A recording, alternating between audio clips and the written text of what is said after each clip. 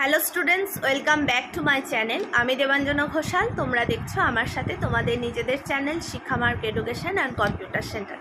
আজকের আলোচ্য বিষয় Bardhaman university BA 6 semester GE two Bengali syllabus discussion 2025 সালে তোমরা যারা যারা এই 6 সেমিস্টারে উঠেছো এবং সাবজেক্ট চয়েসের জন্য নোটিশ পেয়েছো বা পাবে এই রকম, কারণ আমাদের সেন্টারের ছেলেমেয়েদের যে সমস্ত কলেজে পড়ে, বিশেষত মেমারি, মন্তেশ্বর, এই সমস্ত কলেজের ছেলেমেয়েরা বর্ধমান, তো এই সমস্ত ছেলেমেয়েরা আমাদের সেন্টারে বেশি পড়ে।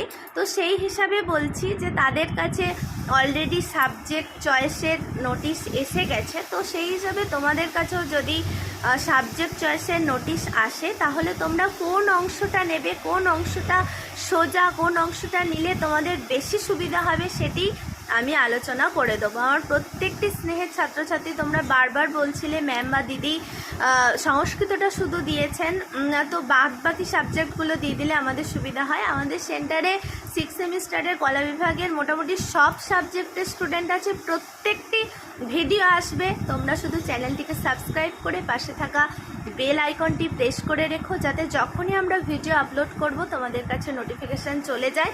বাংলা দেয়া হয়ে গেছে, বাংলার ডিএসসি এসএসসি 4 দেয়া হয়ে গেছে, এবং আজকে বাংলার জিই হিসাবে যে নতুন সাবজেক্ট নিতে হয়েছে তোমাদের 5th সেম থেকে, এবং তোমরা যারা যারা বাংলাকে রেখেছো তোমাদের কি কি পড়তে হবে চলো দেখে নাও।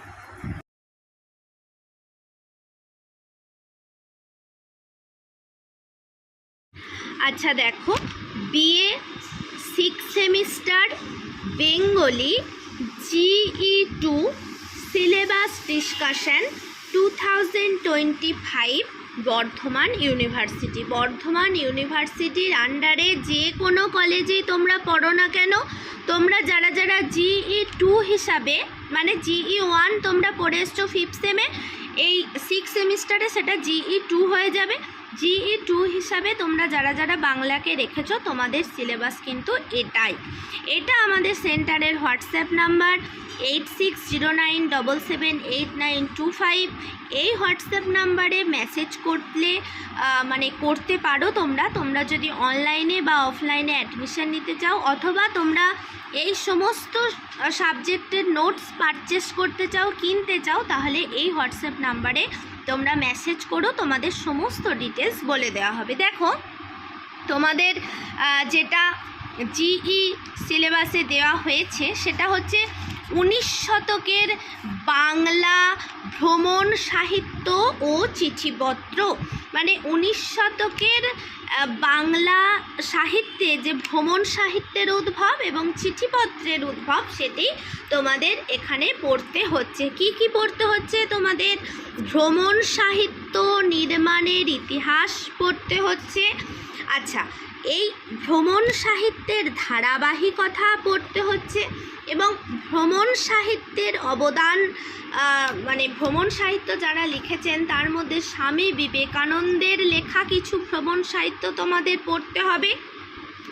সঞ্জীব চন্দ্র চট্টোপাধ্যায়ের লেখা তোমাদের পড়তে হবে। জলধর সেনের ভ্রমণ সাহিত্যের ওপর লেখা তোমাদের পড়তে হবে। রবীন্দ্রনাথ ঠাকুরের পড়তে হবে ভ্রমণ সাহিত্যের, দেবেন্দ্রনাথ ঠাকুরের পড়তে হবে। এছাড়াও তোমাদের পড়তে হচ্ছে পত্র সাহিত্যের পরিচয়, বা ওই যে চিঠিপত্র, যেটা পত্র সাহিত্যের উদ্ভব বলো, মানে 19 শতকের যে সময়, সেই সময়ে পত্র সাহিত্যের পরিচয়, উদ্ভব, এবং এই পত্র সাহিত্যের মধ্যে তোমাদের মানে এই যে পত্র সাহিত্যিক যারা, কাদের পড়তে হচ্ছে? মধুসূদন দত্তের পড়তে হচ্ছে পত্র সাহিত্য, এবং নবীনচন্দ্র সেনের পড়তে হচ্ছে। অর্থাৎ তোমরা যারা যারা জিই2 হিসাবে বাংলাকে নেবে, তোমাদের কিন্তু 19 শতকের বাংলা ভ্রমণ সাহিত্য ও চিঠিপত্রের ইতিহাস পড়তে হবে, যেখানে কিনা তোমাদের এই জিনিসগুলো পড়তে হবে। তো আশা করছি বোঝাতে পেরেছি। এরপরেও যদি তোমরা বুঝতে না পারো অবশ্যই নিচে কমেন্ট করো।